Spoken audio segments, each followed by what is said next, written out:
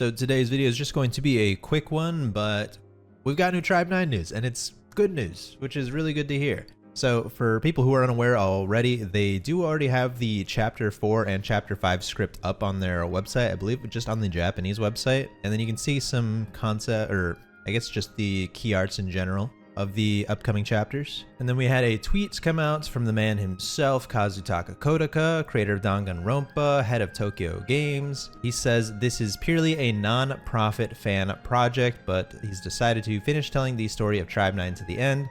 This may not be the ending everyone wanted, but if he can create a compelling story, maybe it will spark something new. So for now, just going to be them finishing out the story in basically just a web novel.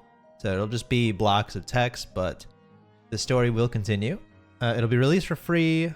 Thinking carefully how to present it. He will not let Tribe 9 end in a way that makes loving it feel like a mistake or something to be ashamed of.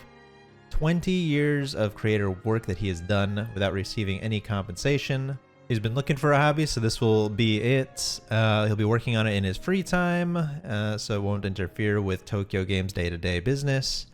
And since this is a non-profit endeavor, translations may be difficult, may seek the help of volunteers in the future, make an official announcement when the time comes. Yeah, so Kodaka is continuing on to the story, so that brings us to the next bit. This one is a statement from Shuhei Yamaguchi of, I believe, their own company, 89 Produce. Don't know really who they are, who their company is. It might be this guy who worked on some Japanese films mostly. So he says, with Tribe 9, I was involved as a producer from the early planning stages along Kodaka and others from Tokyo Games. However, he had to step away from the project in the final stages of development. Having been involved in the production for a long time, the joy of the release was immense, even from a distance, but at the same time, the news of the service's termination brought a profound sense of loss. I can only imagine how much more this affected the fans. Definitely. So after coordinating with various parties, pleased to announce that in the form of unofficial, non-profit doujin activities, so this is like fan-made, like mangaka groups, basically just means that they're going to be publishing all of this stuff themselves. We've secured Kodaka-san's cooperation and Suganaka-san, not familiar with who that person is, you know. We won't know every name that has worked on Tribe 9. Maybe they are publicly readable somewhere though. To produce a continuation of the story, extend my heartfelt gratitude to everyone at Akatsuki Games for their understanding of this unprecedented endeavor. Yes, this does mean that Akatsuki Games has signed off and has been like, this is cool, this is chill, go for it.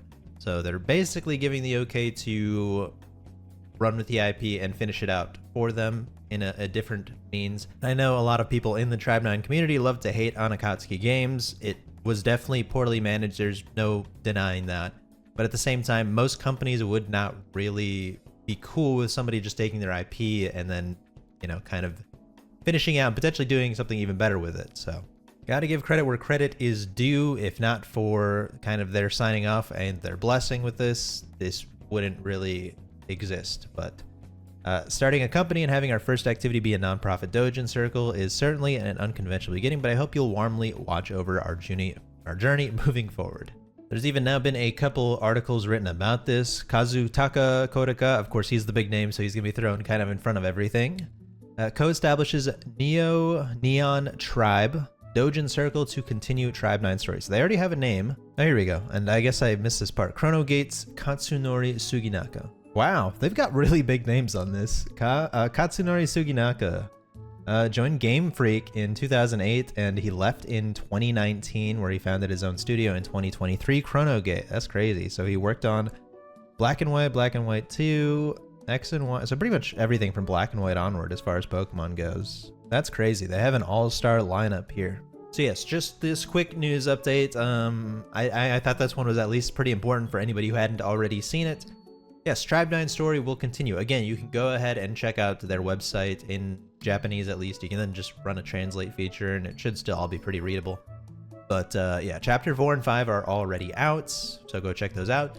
And then, yeah, we have the rest of the story to now look forward to in this doujin circle. And, you know, he likes to throw on that hook of maybe something more in the future. Who knows? It's really going to depend on the passion and everything from you know, this amazing group of people who are going to continue out and finish the tribe story, but also as well as the okay from Akatsuki Games as far as like licensing rights and all that is concerned.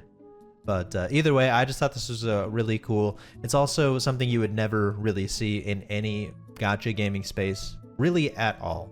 So I think it's very clear to see the passion from these individuals, and it's really exciting to see, and I can't wait to see more and what they've got coming on down the line. So yeah, look forward to that. And again, if you want to support them at all, go buy any of Tokyo Games' other games, go play them, go have some fun.